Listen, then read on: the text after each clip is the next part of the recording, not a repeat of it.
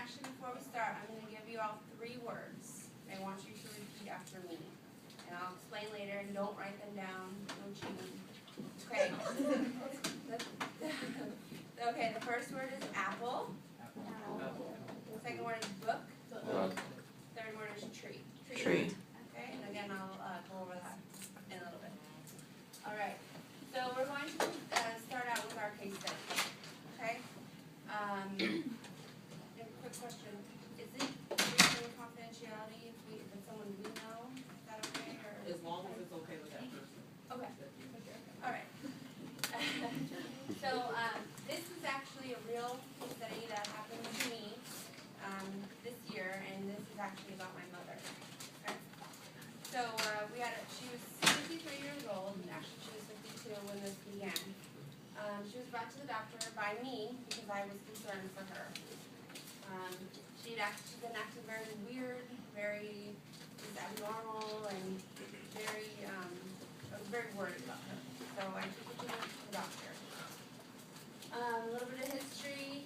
I explained to the doctor what had been going on. She was in several car accidents, and I mean, like, not just a fender bender, but a car accident. Hit someone on the freeway. Crazy things that had happened, and then she didn't remember what happened. She didn't, whether it was traumatic amnesia, wasn't sure. And then, even while cooking, she had burned herself. She became not careless, but didn't realize what she was doing, making pot of mashed potatoes, reached her hand into the pot of mashed potatoes, and severely burned her fingers. She also became very forgetful, very confused, and it was difficult for her to, with her language and words, and she'd also become very withdrawn and depressed. So the doctor assessed the patient and noted the concerns from me. The doctor actually admitted the patient for further evaluation for 5150. A lot of times people think 5150 that you're crazy, you're going to hurt yourself or someone else. It also falls under the category of gravely disabled, meaning the person cannot care for themselves or is a danger to themselves. And he was suspecting a possible psychiatric condition. So after 2 weeks in the mental hospital, they actually diagnosed her with schizophrenia, and they weren't even sure. They just said, okay, she has schizophrenia. So she began antipsychotic therapies for the schizophrenia. After a few months, the signs and symptoms were still abnormal and very alarming towards me and other family members. And so, and the antipsychotics caused many hard side effects. So, we insisted to follow up with our primary care and to be further assessed. At that time, to be further assessed. Then, she was seen by a geriatric specialist, and then she was diagnosed with frontotemporal dementia. We asked the prognosis of the condition, and the doctor said it was not good and to focus on the quality of life.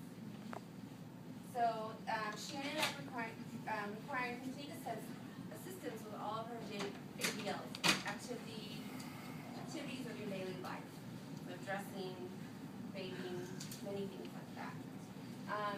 And then she unexpectedly died in her sleep 3 months after the diagnosis.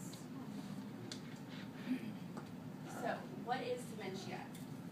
The prefix D means apart.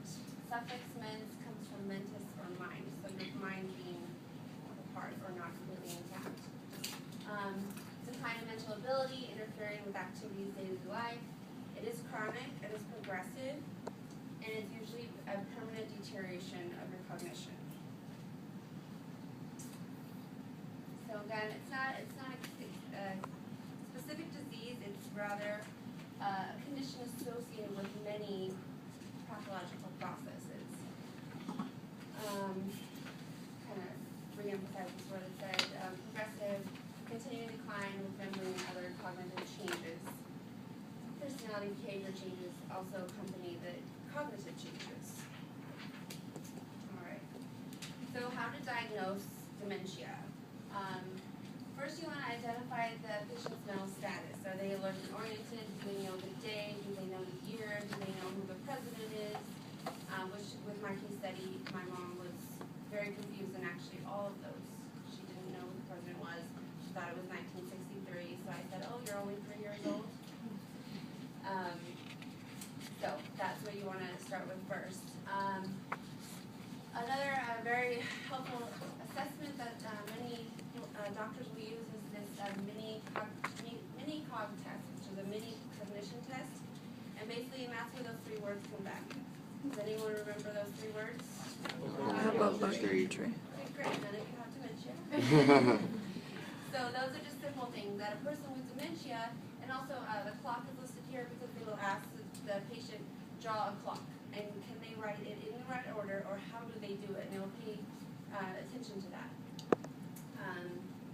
So good, you'll see the 3 words. And that's just a simple, quick test that takes a few minutes, and then it's very easy to see, just one sign right there.